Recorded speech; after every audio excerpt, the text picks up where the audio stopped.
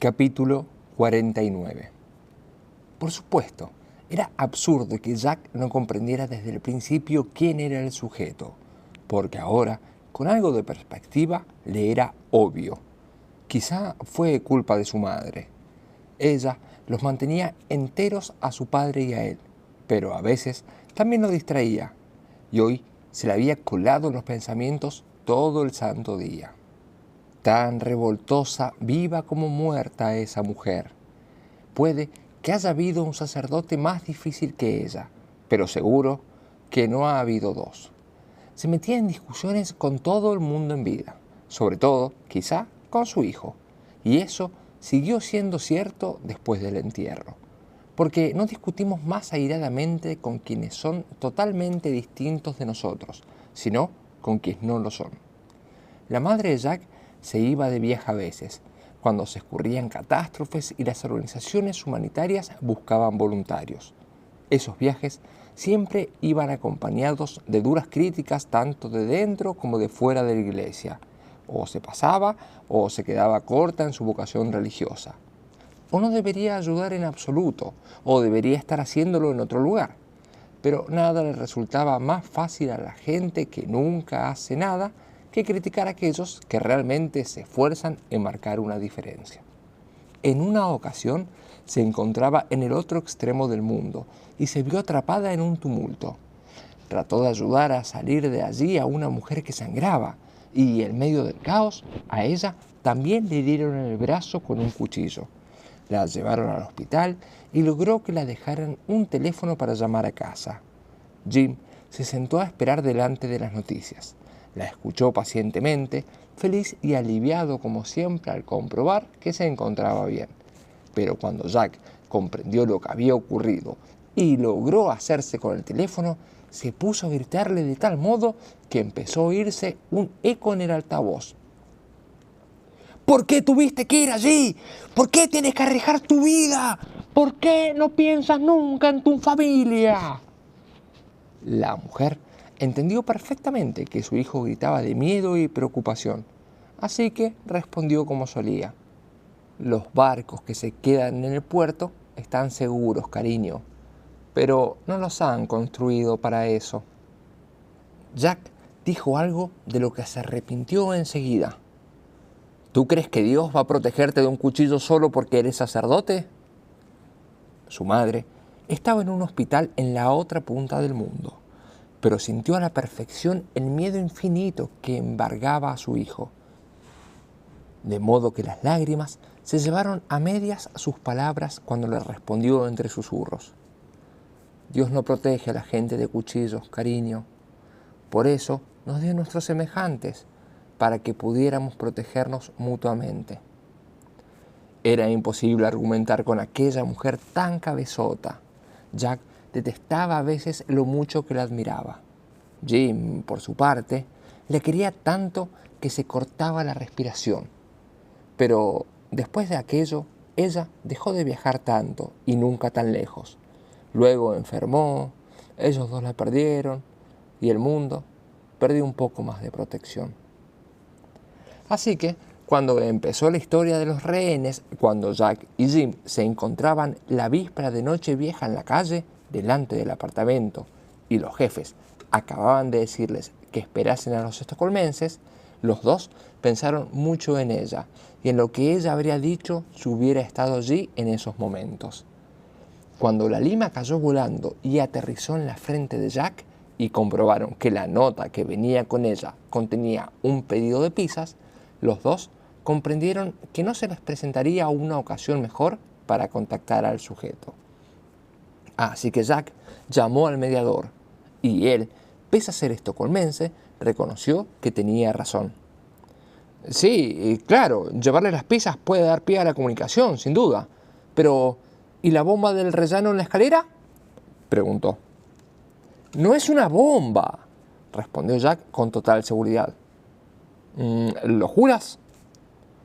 Por lo que tú quieras. Y mi madre me enseñó todo un repertorio de juramentos. Que lo sepas, este sujeto no es peligroso, solo está asustado.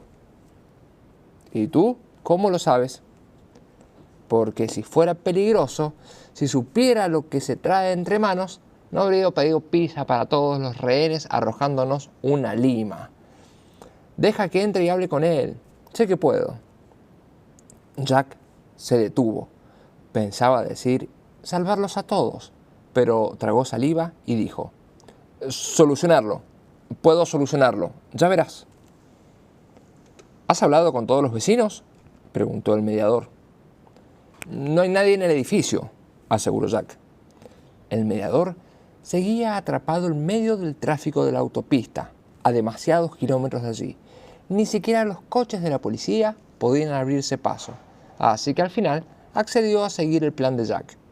Pero le exigió a Jack que introdujera un teléfono de algún modo en el apartamento, para poder llamar él mismo al sujeto y negociar la liberación de los rehenes. Y llevarse los honores cuando todo esté resuelto, pensó Jack disgustado. Yo tengo un buen teléfono, dijo Jack, porque así era, ese telefonillo que Jim llamaba el maldito teléfono especial, que tiene maldita cobertura, cuando no hay maldita cobertura. Llamaré cuando se hayan comido la pizza. Resulta más fácil negociar cuando la gente ya ha comido, dijo el mediador, como si eso fuera lo que uno aprende hoy en día en los cursos de negociación. ¿Y qué hacemos si no abre la puerta cuando lleguemos?, preguntó Jack. Dejen la pizza y el teléfono en el rellano. ¿Y cómo sabremos que se ha llevado el teléfono?, preguntó Jim. ¿Por qué no iba a llevárselo? ¿A ti te parece que las decisiones que él ha tomado hasta el momento son racionales y lógicas? Igual se estresa y cree que el teléfono es una especie de trampa. Y fue entonces cuando Jim se le ocurrió una idea, de lo cual se sorprendió él mismo. «Podemos meterlo en una de las cajas de pizza», sugirió. Jack se quedó perplejo mirando a su padre un buen rato. Luego asintió y dijo al teléfono, «Vamos a meter el teléfono en unas cajas de pizza». Sí, muy buena idea», reconoció el mediador. «Se le ha ocurrido a mi padre», respondió Jack con orgullo. Jim volvió la cara para que su hijo no viera cómo se ruborizaba. Buscó en Google qué pizzerías había por la zona. Llamó a una e hizo su pedido poco convencional: 8 pizzas y un uniforme de repartidor. No obstante, Jim cometió el error de contarles que era policía, y el propietario del negocio, que era perfectamente capaz de leer las noticias locales en las redes sociales, fue lo bastante listo como para cobrar la mitad de precio por las pizzas, pero el doble por el uniforme de repartidor. Jim le preguntó furioso al propietario de la pizzería si no sería por casualidad un personaje de un cuento de Navidad inglés de mediados del siglo XIX. El propietario de la pizzería le preguntó a su vez con total tranquilidad si el policía estaba familiarizado con los conceptos de oferta y demanda. Cuando las pizzas y la ropa llegaron por fin, Jack quiso hacerse cargo, pero Jim se negaba a soltarlas. «¿Qué haces? Voy a entrar yo», dijo Jack resuelto. Jim meneó la cabeza. «No, sigo pensando que puede haber una bomba en la escalera, así que entraré yo». «¿Y por qué vas a entrar tú si crees que hay una bomba? Tendría que ser yo quien...», comenzó Jack, pero su padre no cedía. «Tú estás seguro de que no hay bomba, ¿verdad, hijo?». «Sí». Pues ya está. Entonces, no importa que vaya yo». «¿Cuántos años tienes?». «11». «¿Y tú cuántos tienes?». Jack buscaba desesperadamente otros argumentos. «No puedo dejar que tú...». Jim ya se estaba cambiando de ropa en plena calle, pese a que estaban a varios grados bajo cero. Apartaron la vista y dejaron de mirarse a la cara. «Tu madre no me perdonaría que te dejara ir», dijo Jim mirando al suelo. «¿Y tú crees que a mí me perdonaría que te dejara ir a ti? Tú eras su marido», dijo Jack mirando hacia la calle. Jim levantó la vista al cielo. «Pero ella era tu madre». A veces tampoco se podía razonar con él. Era un viejo testarudo. Capítulo 50. La comisaría de policía, la sala de interrogatorios, La sangre ha abandonado la cara de la agente inmobiliaria. La mujer tartamudea aterrada. La asaltante, yo, ¿cómo iba? Yo iba a... Jack se pasea por la sala, mueve los brazos como si condujera una orquesta sinfónica invisible, increíblemente satisfecho consigo mismo. ¿Cómo es que no lo vi desde el principio? Si tú no sabes nada, todo lo que has dicho del apartamento son disparates. Ningún agente inmobiliario es tan malo en su trabajo. La agente inmobiliaria pone cara de estar a punto de echarse a llorar. Hago lo que puedo. ¿Sabes lo difícil que es ser agente inmobiliario en plena recesión? Jack le clava la mirada. Pero ese es que no eres la agente inmobiliaria. ¿A que no? Porque eres la asaltante. La agente inmobiliaria mira desesperada a Jim, que está en el umbral en busca de algún tipo de apoyo. Pero Jim se limita a devolverle la mirada con tristeza, mientras Jack golpea la mesa con los puños y mira furioso a la agente inmobiliaria. Debería haberlo visto desde el principio. Los demás testigos ni siquiera te mencionaron en sus declaraciones, porque no estabas allí. Admítelo. Permitimos que nos distrajeras cuando nos pediste los juegos artificiales y luego te fugaste ante nuestros propios ojos. Dime la verdad. Capítulo 51. ¿Querés que te diga la verdad? Nunca es tan complicada como creemos. Es lo que esperamos, sí, porque si podemos preverla, nos sentimos más listos. Esta es una historia sobre un puente y sobre idiotas y una toma de unos rehenes y la vista de un apartamento en venta, pero también una historia de amor, varias, de hecho. La última vez que Sara vio a su psicóloga antes de la toma, llegó pronto a la consulta. Ella nunca llegaba tarde, pero era inusual que entrara antes de la hora establecida. ¿Ha ocurrido algo?, preguntó Nadia. ¿Qué quieres decir?, respondió Sara desafiante. No sueles llegar tan temprano. ¿Algo va mal? ¿No es tu trabajo detectar eso precisamente? Nadia soltó un suspiro. Era una pregunta de cortesía. ¿Eso es col verde? Nadia miró el contenedor de plástico que tenía en la mesa del despacho. Asintió. Es mi hora de almuerzo. Otros pacientes se lo habrían tomado quizás como una indirecta, pero no Sara, naturalmente. O sea que eres vegana, dijo sin tono de interrogación. La psicóloga soltó una tosecilla como cuando te sientes humillado por ser tan predecible. ¿Y por qué tenía que ser vegana? Quiero decir que sí, soy vegana, pero se puede comer col verde sin serlo. Sara arrugó la nariz. Pero eso es lo que has pedido para llevar de un restaurante.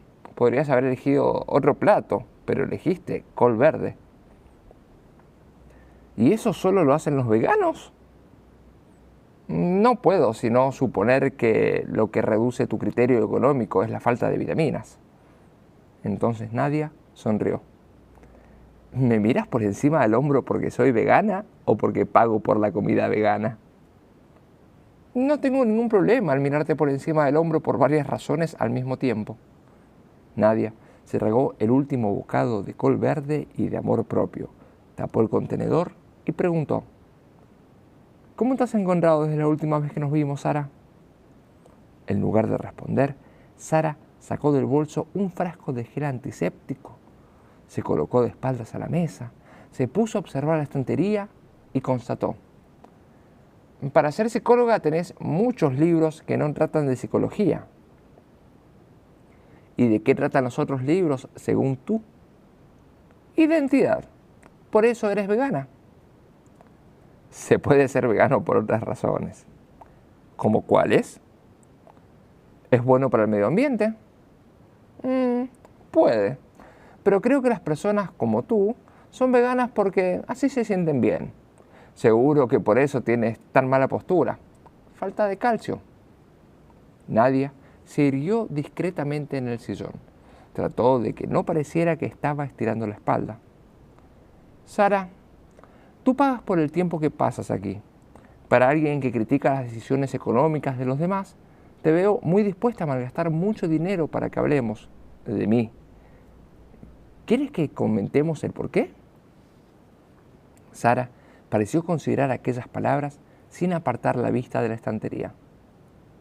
La próxima vez, quizás. Me alegró. ¿De qué? ¿De que haya una próxima vez? Entonces Sara se volvió. Miró a Nadia para comprobar si era una broma. No lo consiguió y volvió a su silla. Volvió a desinfectarse las manos con gel. Miró por la ventana que había detrás de Nadia y contó el número de ventanas que había en el edificio de enfrente. Luego constató: no me has recomendado que empiece a tomar antidepresivos. Es lo que habría hecho la mayoría de los psicólogos. ¿Has visto a muchos psicólogos? No. O sea que es una apreciación personal. Sara miró el cuadro de la pared.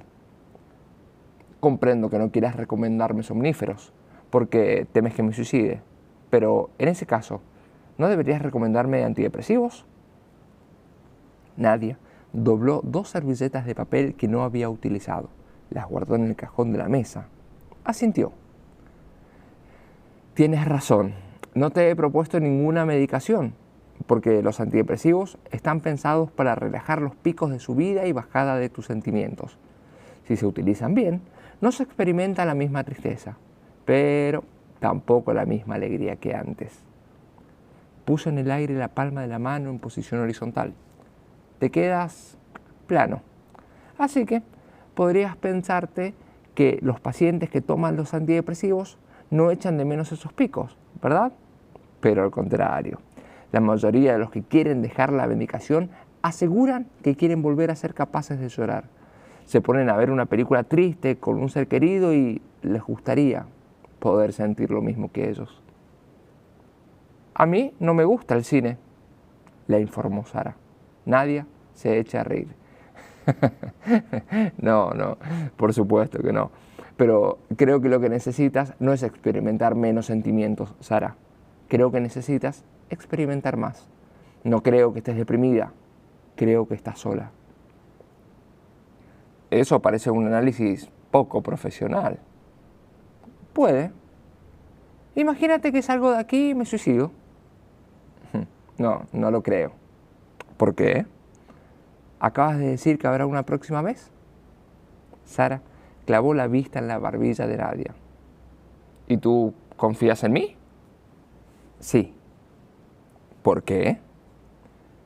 Porque me he dado cuenta de que no quieres intimar con la gente. Hace que te sientas débil.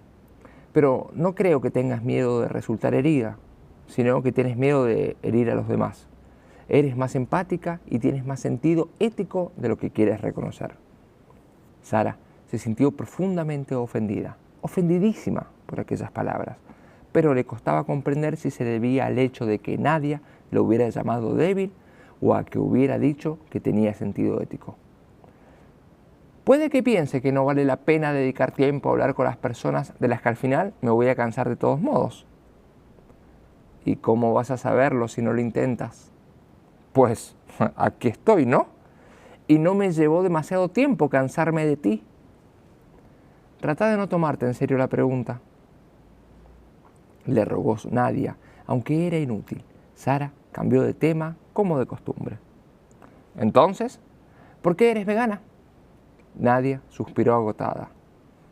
¿De verdad tenemos que volver a hablar de eso? A ver, soy vegana porque me preocupa la crisis del clima. Si todos fuéramos veganos, podríamos... Sara le interrumpió burlona. ¿Impedir que se derritan los polos? Nadia puso en práctica esa paciencia que los veganos desarrollan celebrando la Navidad con los parientes mayores. No exactamente, pero es una parte de una solución más amplia. Y el que los polos se derritan es... Pero decime, ¿de verdad necesitamos a los pingüinos? Preguntó Sara con total sinceridad. Iba a decir que los polos son el síntoma, no el problema, como tus problemas de sueño. Sara contaba ventanas. Hay unas ranas que están en vías de extinción que, según los científicos, si desaparecieran, nos ahogaríamos de insectos. Pero los pingüinos, ¿a quién le afectaría que desaparecieran los pingüinos? Salvo a los fabricantes de abrigos de pluma. Ahí nadie ha perdido el hilo y esa sería seguramente la intención de Sara. Pero no, ¿qué? ¿Crees que las plumas de las prendas de abrigos son de pingüino? Son plumas de ganso. Ah, entonces, ¿los gansos no son tan importantes como los pingüinos? Eso no suena muy vegano de tu parte. Yo no he dicho eso. Es lo que parecía. Esto se ha convertido en una costumbre tuya, ¿lo sabías? ¿El qué? Cambiar de tema en cuanto estás a punto de hablar de un sentimiento verdadero. Sara pareció sopesar aquella afirmación. Luego dijo: ¿y los osos? ¿Perdona? Si un oso te atacara, ¿serías capaz de matarlo? ¿Por qué iba a atacarme un oso? Por ejemplo, si alguien te secuestra y te droga y te despiertas en una jaula con un oso y tienes que luchar a vida o muerte. Estás empezando a desconcentrarme. Y quiero puntualizar que tengo una amplia formación en psicología, así que mi tolerancia para ello es bastante alta. No seas tan sensible. Responde a la pregunta. ¿Podrías matar al oso entonces si no tuvieras que comértelo? O sea, imagina que te enfrentas a él, no con un tenedor, sino con un cuchillo. Nadia soltó un lamento. ¿Ya lo has hecho otra vez? ¿El qué? Nadia miró el reloj. Sara se dio cuenta y contó todas las ventanas 2 veces. Nadia se dio cuenta. Estuvieron sin mirarse unos instantes hasta que Nadia dijo: permíteme que te pregunte, ¿crees que ridiculizas el movimiento ecologista porque se opone al de tu oficio, el mercado financiero? Sara atacó más rauda de lo que ella misma esperaba. A veces no sabemos cuánto nos importa algo hasta que nos ponen a prueba. El movimiento ecologista no necesita ayuda para parecer ridículo. Y yo no defiendo el mercado financiero. Lo que defiendo es el sistema económico. ¿Y cuál es la diferencia? El uno es el síntoma, el otro el problema. Nadie asintió, como si comprendiera lo que significaba aquello. Pero somos nosotros, las personas, quienes hemos construido el sistema económico, ¿no? Es un constructo, ¿verdad? Sorprendentemente, no había en la respuesta de Sara ni rastro de desprecio. Casi se detectaba, más bien compasión. Ese es el problema. Lo construimos demasiado fuerte. Nos olvidamos de lo ambiciosos que somos los humanos. ¿Tú eres dueña de un apartamento? ¿Sí? ¿Tienes hipoteca? Todo el mundo la tiene, supongo. No. Además, un préstamo hipotecario era algo que se suponía que podrías devolver. Pero ahora que casi todas las familias de ingresos medios tienen una hipoteca por cantidades que no podrán ahorrar en toda su vida, lo que les ha concedido el banco ya no se llama préstamo hipotecario, se llama financiación. Y entonces las viviendas dejan de ser viviendas, son inversiones. No entiendo qué significa eso exactamente. Significa que los pobres son cada vez más pobres, los ricos son cada vez más ricos. Y la verdadera frontera de clases discurre entre quienes tienen crédito y quienes no lo tienen. Porque por mucho que gane la gente, al final de mes no concilian el sueño pensando en el dinero. Todos miran las cosas que tiene el vecino y se preguntan, ¿cómo se lo pueden permitir? Porque todos viven por encima de sus posibilidades. Así que ni siquiera los ricos son ricos de verdad. Se sienten ricos de verdad porque lo único que al final pueden comprar es una versión más cara de algo que ya tienen, con un crédito. Nadia parecía un gato que hubiera visto a una persona patinar por primera vez.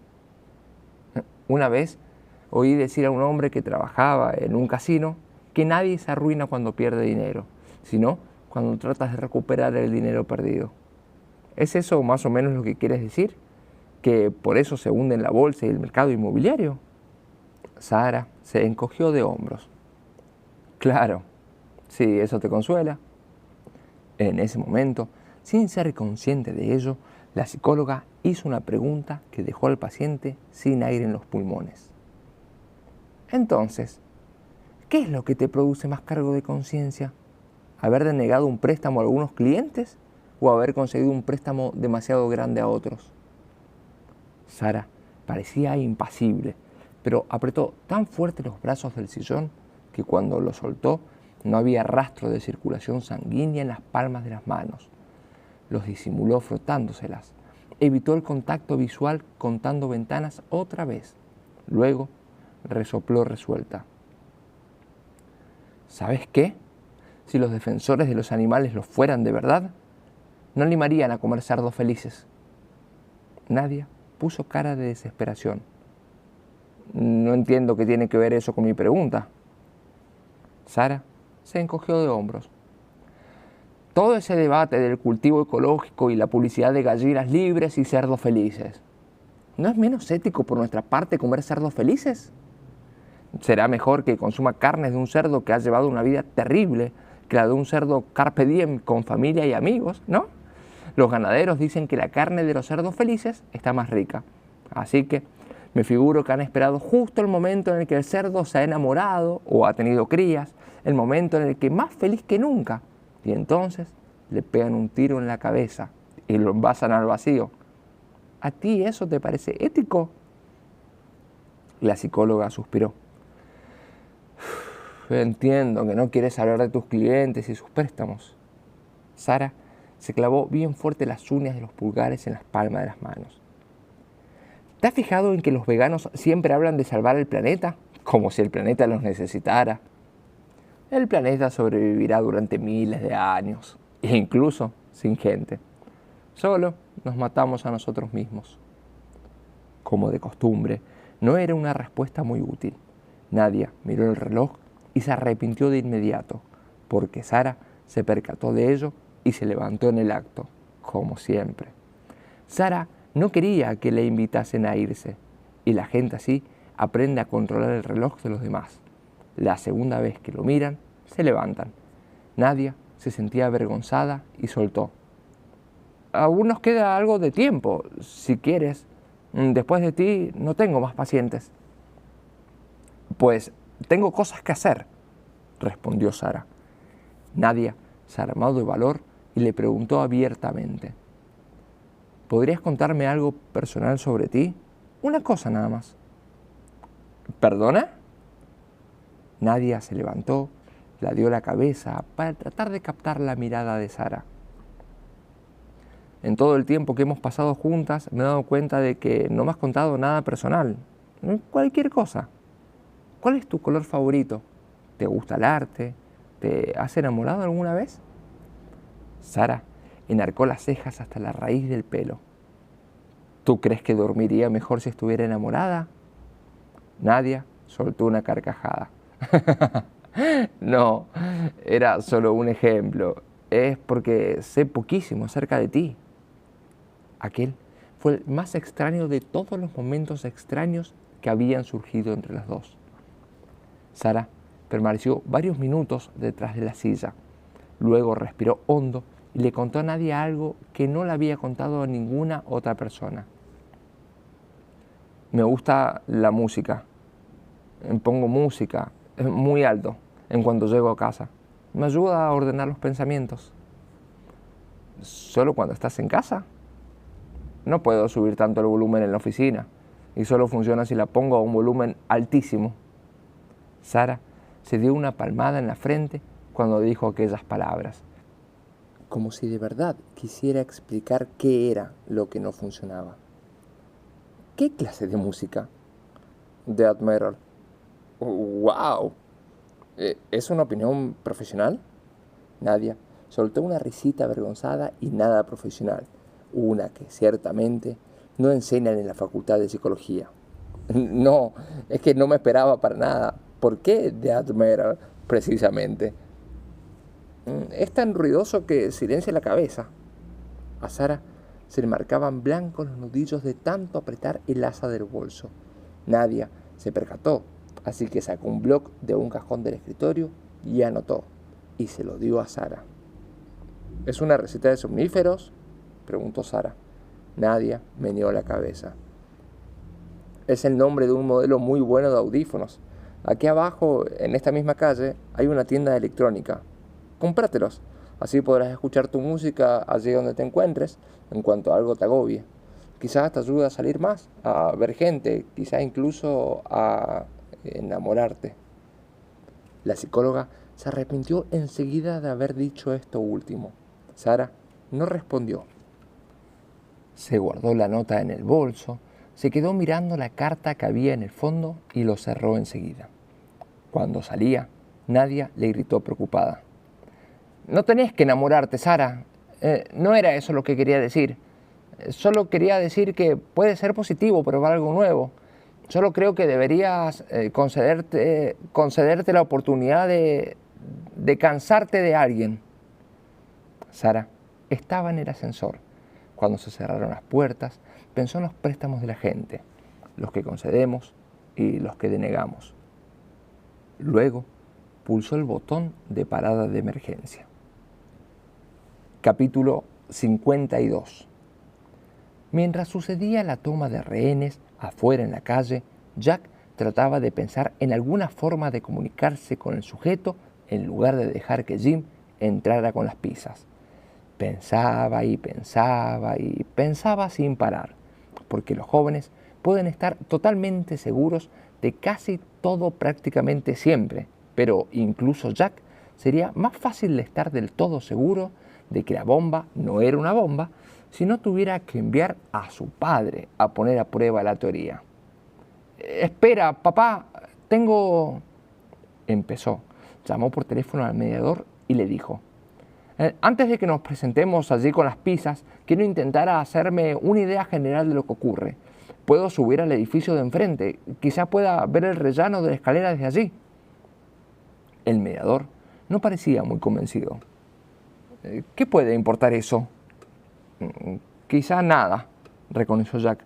Pero quizá desde allí vea por la ventana si hay o no hay una bomba.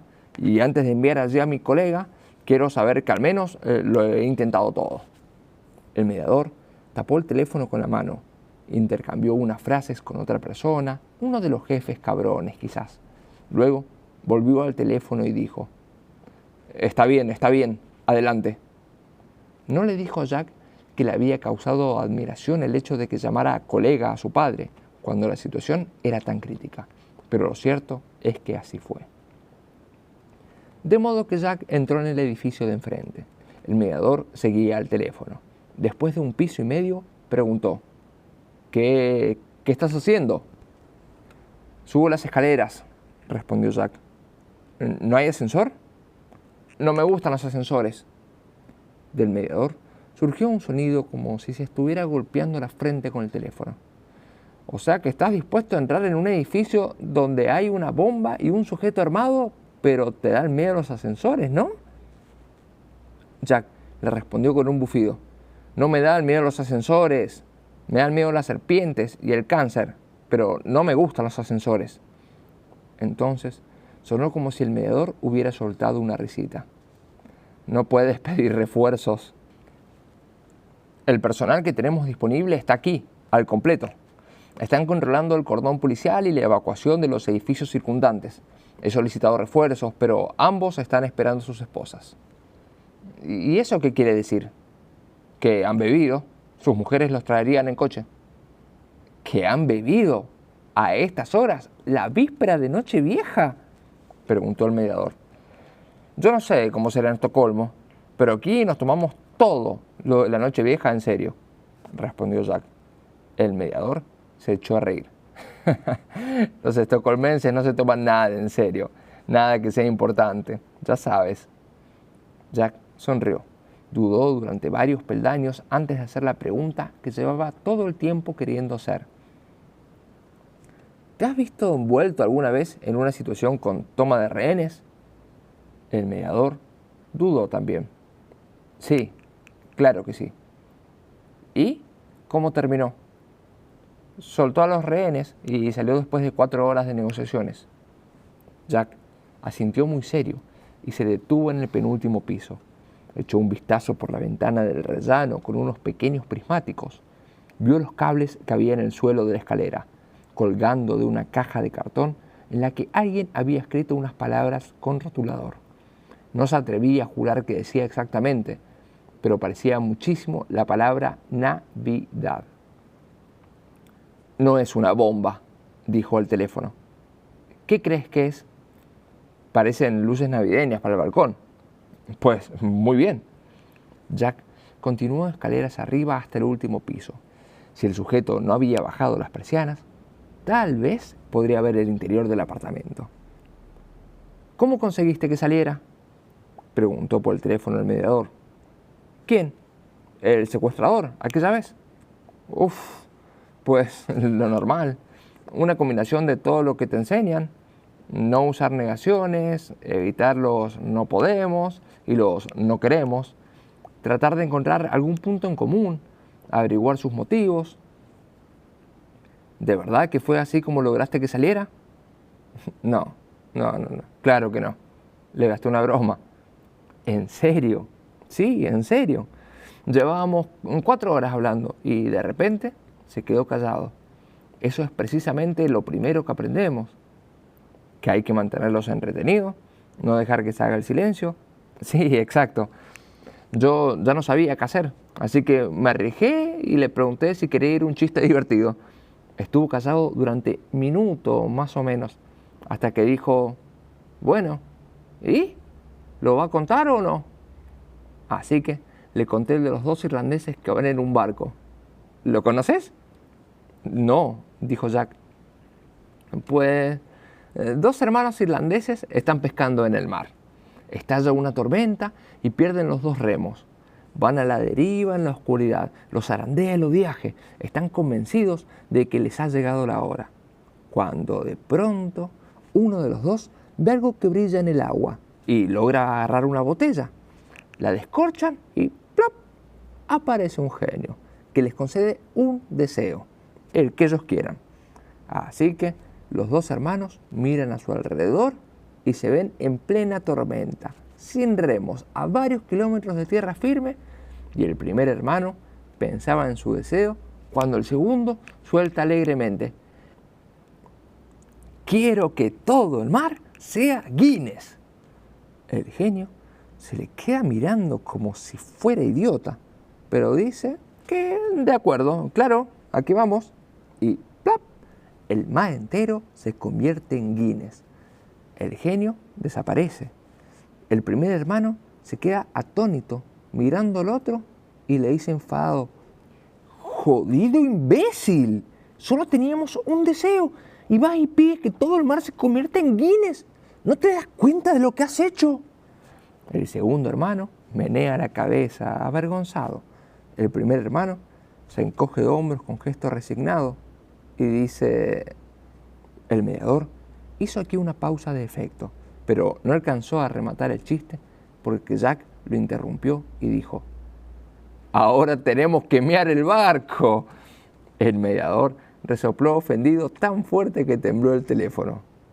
O sea que sí lo conocías. A mi madre le gustaban los chistes. ¿De verdad que con ese conseguiste que el secuestrador se rindiera? Se hizo el silencio en la llamada, algo más de la cuenta, quizás. A lo mejor temía que le contara a otro. El mediador sonó como si quisiera reír después de decir aquello, pero no acertó a hacerlo. Jack se percató. Había llegado a la última planta. Miró por la ventana del balcón del edificio de enfrente. Se detuvo sorprendido. ¿Qué demonio? ¡Qué cosa más rara! ¿Qué? Puedo ver el balcón del apartamento donde se encuentran los rehenes. Hay una mujer. ¿Una mujer? Sí, con unos audífonos puestos. ¿Con unos audífonos? Sí. ¿Qué clase de audífonos? ¿Cuántas clases hay? ¿Y qué importancia tiene? El mediador soltó un suspiro. Bueno, era una pregunta tonta. Pues, ¿qué edad tiene? 50 y tantos, algo mayor quizá. ¿Más de 50 o más de 50 y tantos? Por el amor de Dios, yo qué sé, es una señora normal y corriente. Bueno, tranquilo. Parece estar asustada, parece estar aburrida, no parece estar en peligro, desde luego. Pues, qué raro, siendo una toma de rehenes. Exacto. Y en las escaleras no hay ninguna bomba, eso seguro. Y el banco que trató de robar era un banco sin dinero en efectivo. Ya lo dije yo desde el principio, no estamos ante un profesional. El mediador sopesó aquellas palabras un instante o dos. Pues sí, creo que tienes razón. Trató de parecer seguro, pero Jack oyó resonar la duda en su voz. Los dos hombres compartieron un profundo silencio antes de que Jack le pidiera. A ver, dime la verdad. ¿Qué fue lo que pasó realmente en el secuestro de rehenes en el que participaste? El mediador suspiró. El hombre soltó a los rehenes, pero se disparó antes de que pudiéramos entrar. Aquellas palabras las llevaría Jack a flor de piel todo el resto del día. Había empezado a bajar las escaleras otra vez cuando el mediador carraspeó un poco el teléfono. Oye, Jack, ¿puedo hacerte una pregunta yo a ti? ¿Por qué rechazaste el puesto en Estocolmo? Jack evaluó la idea de mentir, pero no logró encontrar la energía necesaria. ¿Cómo lo sabes? Estuve hablando con una de las jefas antes de salir. Le pregunté quién estaba en la comisaría local. Me dijo que hablara con Jack, porque era buenísimo. Dijo que te había ofrecido un puesto varias veces, pero que sigues rechazándolo. Yo ya tengo un puesto, no como el que te ofrece ella. Jack resopló un tanto a la defensiva. Bah, los estocolmenses siempre piensan que todo el mundo gira alrededor de su dichosa ciudad. El mediador se echó a reír. Oye, que yo me crié en un pueblo en el que había que hacer un trayecto de 40 minutos en coche para comprar leche. Allí pensamos que tu ciudad era una metrópoli. Para nosotros, el estocolmense, eras tú. Jack se rió también. Sí, supongo que siempre hay otro que piensa que el estocolmense eres tú. Pero entonces, ¿cuál es el problema? ¿Tenés miedo de no saber hacer el trabajo si lo aceptas? Jack se frotó las palmas de las manos en los pantalones. ¿Y tú quién eres? ¿Mi psicólogo? Pues parece que te iría bien ir al psicólogo, ¿sí? ¿Podríamos centrarlo en este caso que tenemos entre manos? El mediador dudó e inhaló profundamente antes de preguntar. ¿Sabe tu padre que te han ofrecido otro puesto? Jack estaba a punto de responder, pero el mediador nunca llegó a saber qué, porque precisamente en ese momento Jack miró por la ventana del rellano y vio que su padre ya no estaba esperándolo en la calle, tal como él le había indicado. ¿Pero qué demonios?, dijo a gritos.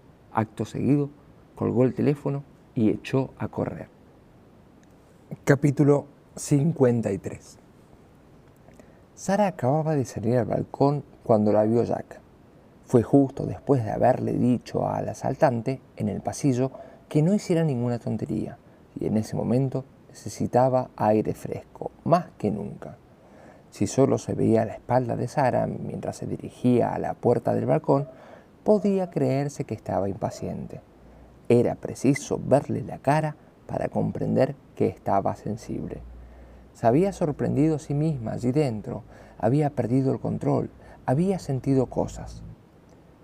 En los demás, eso habría ocasionado seguramente solo una ligera incomodidad, como cuando descubres que has empezado a tener el mismo gusto musical que tus padres, o cuando das un mordiscón a algo que crees que es chocolate, pero que resulta ser paté de hígado.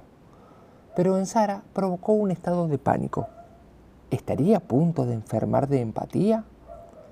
Se embadurnó bien las manos en desinfectante, contó las ventanas del edificio de enfrente una y otra vez, tratando de respirar hondo todo el tiempo. Llevaba demasiado tiempo en aquel apartamento. Aquellas personas habían reducido su distancia y no estaba acostumbrada a ello. Se pegó bien a la fachada del balcón para que nadie pudiera verla detrás de la barandilla desde la calle. Se ajustó bien los audífonos, subió el volumen hasta que el estruendo y el ruido de la música se impusieron al estruendo y al ruido de su cabeza, hasta que el bajo empezó a retumbar más fuerte que su corazón. Allí la encontró quizá durante un frágil segundo, la tregua consigo misma. Vio que el invierno se iba acomodando en la ciudad. Le gustaba el silencio de aquella estación del año. En cambio, nunca había apreciado su autosuficiencia. Cuando llegaba la nieve, el otoño ya había hecho todo el trabajo. Se había encargado de las hojas y había eliminado concienzudamente el verano de la memoria de los hombres. Lo único que tiene que hacer el invierno es irrumpir con un par de grados bajo cero y llevarse todos los elogios, como un hombre que se pasa 20 minutos delante del grill, pero que nunca en la vida ha preparado una cena completa. Sara no oyó que abrían la puerta del balcón, pero notó una oreja peluda en el pelo cuando Lennart se le acercó y se colocó a su lado. Le dio unos golpecitos discretos en el audífono. ¿Sí?, respondió ella cortante. ¿Tú fumas?, preguntó Lennart, porque aunque no había logrado quitarse la cabeza de conejo, en el hocico había un agujerito para respirar y estaba casi seguro de que por ahí podría dar una calada. «Por supuesto que no», dijo Sara y volvió a ponerse el audífono en el oído. Lennart se sorprendió, aunque no podía apreciarse a través de la constante indiferencia de la cabeza de conejo. Sara puso cara de ser alguien que fumaba, no porque le gustaba, sino para al menos así enrarecer el aire para los demás. El conejo volvió a dar unos toquecitos en el audífono. Ella se lo quitó extremadamente reacia. «¿Y entonces qué haces en el balcón?», preguntó el conejo. Sara lo miró despacio, comenzando por los calcetines deportivos, pasando por las piernas al aire y los calzoncillos con la goma floja, hasta el torso desnudo, donde el vello del pecho había empezado a encanecer.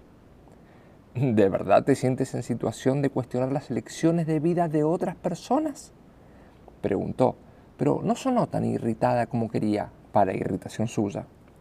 Él se rascó los enormes ojos sin vida de conejo y respondió: «Yo tampoco fumo en realidad, solo en fiestas y en tomas de rehenes». Él se rió, ella no. Él guardó silencio. Ella volvió a colocarse el audífono en el oído, pero él volvió a reclamarla enseguida. «¿Puedo quedarme aquí contigo un rato? Me da un poco de miedo que Roger vuelva a pegarme si me quedo dentro». Sara no respondió.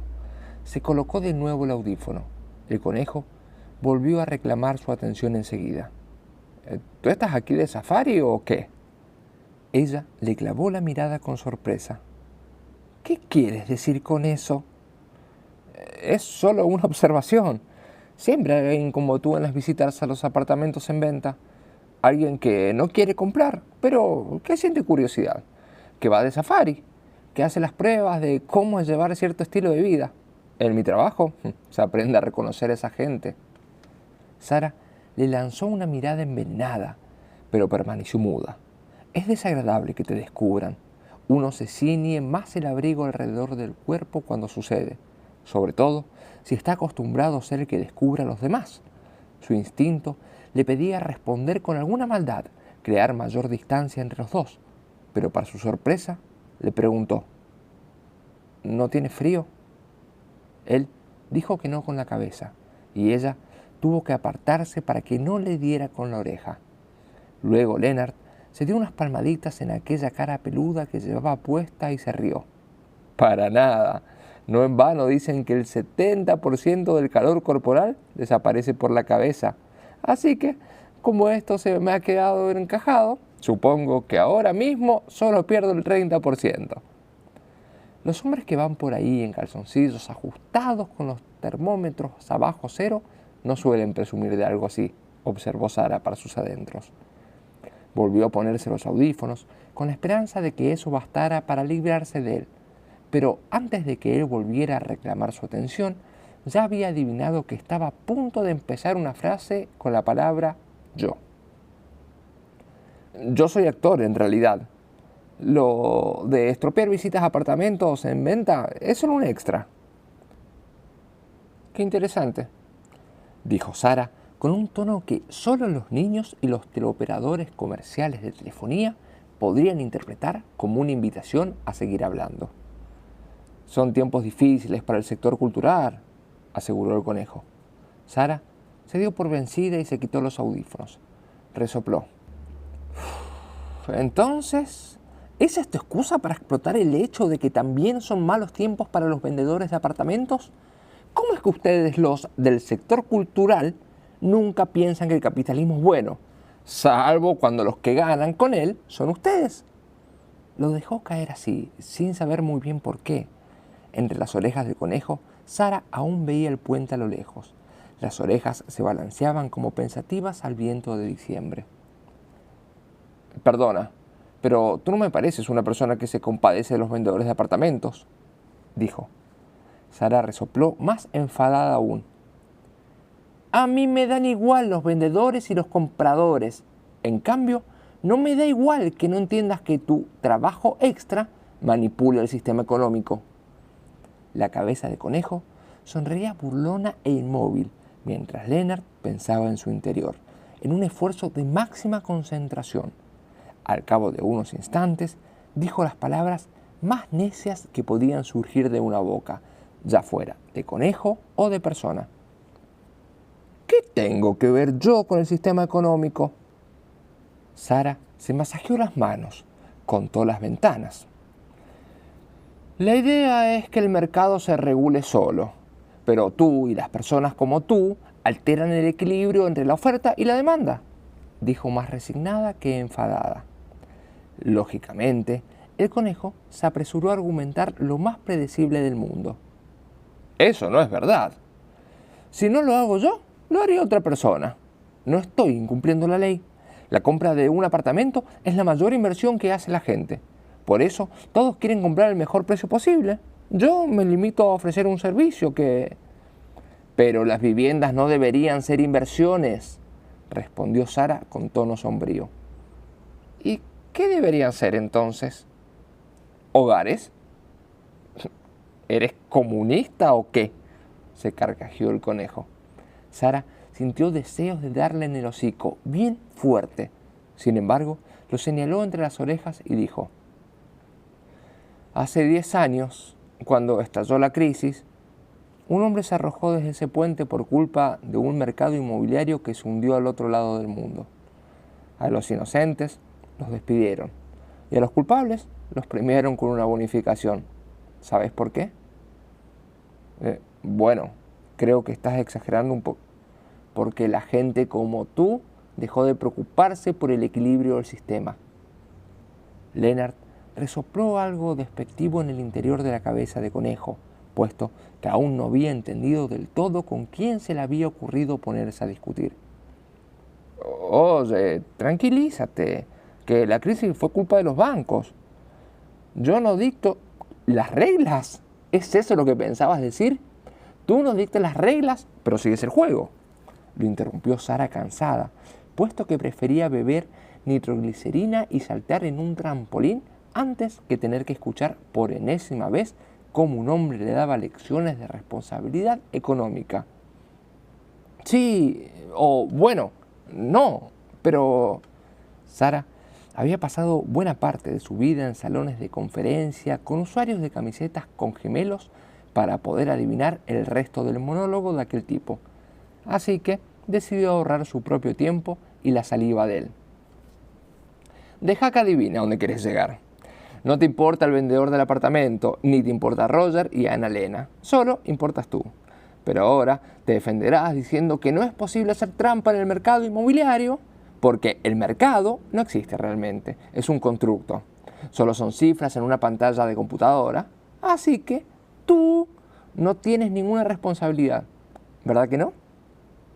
No, comenzó Lennart, pero no había pronunciado ni un suspiro más cuando Sara reanudó el discurso. Y luego me soltarás alguna teoría de psicología barata, de que el dinero tampoco tiene ningún valor porque es también un constructo. Y luego me darás, claro, una clase de historia, porque un gran sabio como tú querrá darle a esta pobre ignorante una clase de teoría económica y de cómo se creó la bolsa. Puede que incluso quieras contarme la historia de Hanoi, cuando en 1902 la ciudad intentó combatir una invasión de ratas ofreciendo a los habitantes una recompensa por cada rata que mataran y cuya cola entregaran a la policía. ¿Y a qué condujo aquello? A que la gente empezó a criar ratas. ¿Sabes cuántos hombres me han contado esa historia para explicarme que la gente corriente es egoísta y nada fiable? ¿Sabes a cuántos hombres como tú conocen el día todas las mujeres de la tierra? Hombres que creen que todos los pensamientos que se vienen a ese cerebro diminuto que tienen es un regalo que ofrecernos. Hay que decir, en defensa de Lennart, que a aquellas alturas ya había dado 3 pasos hacia la barandilla, pero Sara estaba ya embalada, por así decirlo. Así que Lennart solo atinó a decir yo cuando ella lo interrumpió. ¿Tú qué? ¿Tú qué, ah? Que tú no eres un avaricioso, ¿no? Son los demás. ¿Eso es lo que ibas a decir? El conejo meneó las orejas. No, lo siento. No sabía que un hombre se hubiera arrojado desde el puente. Tú lo cono... A Sara le latían las mejillas. El cuello le brillaba color rojo sangre debajo de los audífonos. Ya no hablaba con Lennart, ni ella misma sabía con precisión a quién se dirigía, pero daba la impresión de que llevaba 10 años esperando poder gritarle a alguien, a quien quiera que fuera, a sí misma sobre todo. Así que dijo con un rugido: la gente como tú y como yo somos el problema. ¿Es que no lo ves? Siempre nos defendemos diciendo que prestamos un servicio, que solo somos una parte del mercado, que todo es culpa de la gente, que son avariciosos, que no deberían habernos confiado su dinero. Y luego, nosotros tenemos la osadía de preguntarnos por qué cae la bolsa y por qué las ratas invaden la ciudad. Tenía la mirada inundada de rabia y le surgían unas nubecillas de la nariz. El conejo no respondió. Aquellos ojos impretéritos solo le miraban mientras ella trataba de recuperar el control de su propio pulso. Luego se oyó un sonido entrecortado del interior de la cabeza. Al principio, Sara creyó que el maldito había sufrido un derrame, pero luego comprendió que así era como sonaba cuando Lennart se reía de verdad. Desde lo más hondo, el conejo abrió los brazos. Yo ya ni sé qué estás hablando exactamente, para serte sincero, pero me rindo. Tú ganas. Tú ganas. Sara lo miró con los ojos entornados, tanto de miedo como de rabia. Era más fácil hablar con el conejo que con las demás personas, porque no tenía que mirar a Lennart a los ojos. No estaba preparada para las consecuencias de ello. Dobló y estiró los dedos de las manos sobre los muslos. Los dobló y los estiró una y otra vez. Luego dijo en un tono más bajo: ¿qué gano yo, dices? ¿Y ganan Anna y Roger? Él trata de hacerse rico y ella trata de hacerlo feliz. Y lo único que están haciendo es posponer un divorcio inevitable. Pero a ti eso te encanta, porque entonces tendrán que comprar 2 apartamentos. En ese momento algo ocurrió. Lennart levantó la voz por primera vez.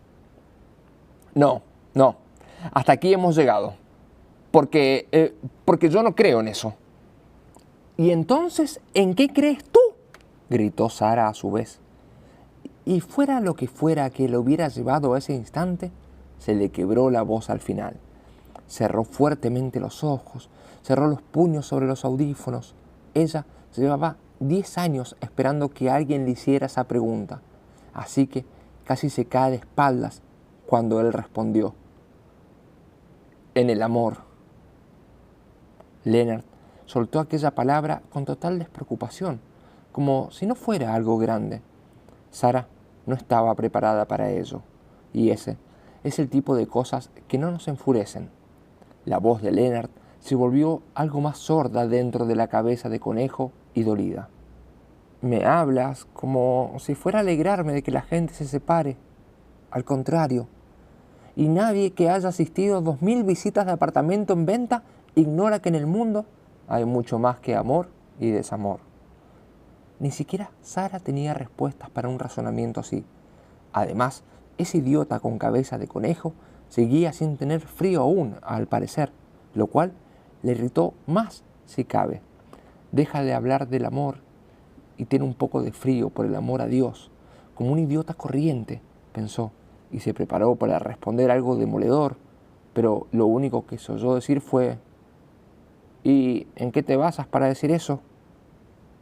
En todos los apartamentos que no están en venta. Sara se deslizó los dedos por el cuello con gesto vacilante. No era una respuesta tan absurda, lo cual la sacó de quicio, naturalmente. ¿Por qué Lennart no podía tener la decencia de ser un idiota completo? Un idiota que además es un romántico, es algo casi insoportable. Y ese casi puede llevar a la locura a una mujer con audífonos. De modo que siguió en silencio mirando al puente. Luego suspiró resignada y sacó del bolso 2 cigarrillos. Encajó uno en la nariz del conejo y se puso el otro entre los labios. El conejo fue lo bastante listo como para no reclamarle el hecho de que justo antes ella no fumaba, y ella lo apreció. Cuando le acercó el encendedor, le quemó un poco el hocico, y él tuvo que sacudirse con las palmas de las manos para apagarlo. Sara apreció aquel gesto también. Fumaba sin prisa. Luego, con gravedad, pero sin acusación, Lennart dijo mirando hacia los tejados: piensa de mí lo que quieras, pero Anna-Lena es uno de los pocos clientes que tengo a los que apoyo. No quiere que su marido sea rico, quiere que se sienta necesitado. Todos dan por hecho de que es sumisa y que está oprimida y que siempre ha estado relegada y que se ha sacrificado por la carrera profesional de su marido. Pero, ¿tú sabes en qué trabaja ella? No, confesó Sara. Era la analista senior de una gran empresa industrial estadounidense. Yo al principio no me lo creía, porque la verdad es más despistada que un molinillo al viento. Pero no encontrarás otra más inteligente ni con más estudios en ese apartamento. De eso puedes estar segura. Cuando sus hijos eran pequeños, la carrera de Roger empezó a ir bien, pero la de ella iba mejor aún. Así que Roger rechazó un ascenso para estar más tiempo en casa con los niños, de modo que ella pudiera emprender mejor todos los viajes de trabajo que le surgieran. Solo serían unos años, pero entonces las cosas empezaron a ir aún mejor, mientras que él se había estancado, y cuando mayor era la diferencia de salario entre los dos, más difícil resultaba cambiar la situación. Cuando los niños crecieron y Anna-Lena había cumplido todos sus sueños, se dirigió a Roger y le dijo: ahora te toca a ti. Pero entonces ya no le ofrecieron ascensos, era demasiado viejo. Y no tienen forma de abordar ese tema, porque nunca han practicado la comunicación verbal. Así que ahora ella trata de compensarlo mudándose de aquí para allá y haciendo reformas para tener un proyecto en común.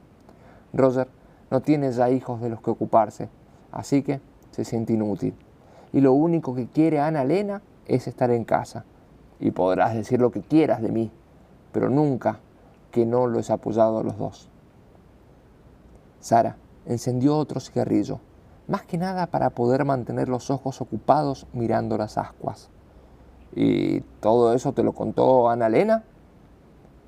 Te sorprendería las cosas que me cuenta la gente. No, la verdad es que no, susurró Sara.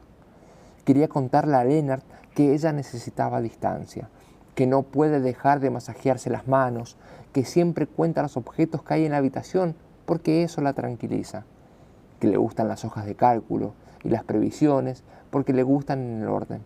Pero también quería decirle que el sistema económico al que había consagrado toda su vida laboral constituía el verdadero problema del mundo actual.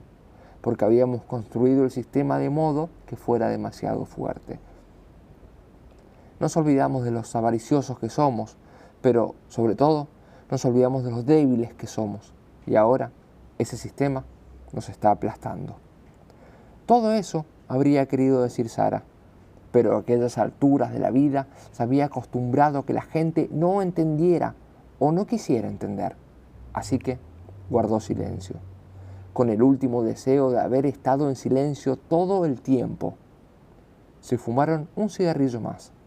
Sara se encontraba en su compañía menos a disgusto de lo que esperaba, y este día le había ofrecido más experiencias nuevas de las que se sentía dispuesta a absorber, de modo que cuando las orejas de conejo se volvieron otra vez hacia ella, se llevó enseguida los dedos a los audífonos.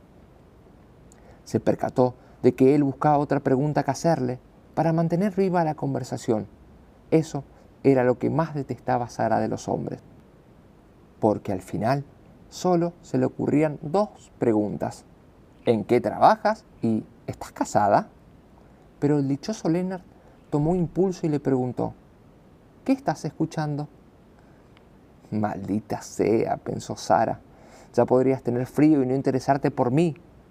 Abrió la boca, era muchísimo lo que habría querido decir, pero al final solo dijo: asaltante no tardará en rendirse.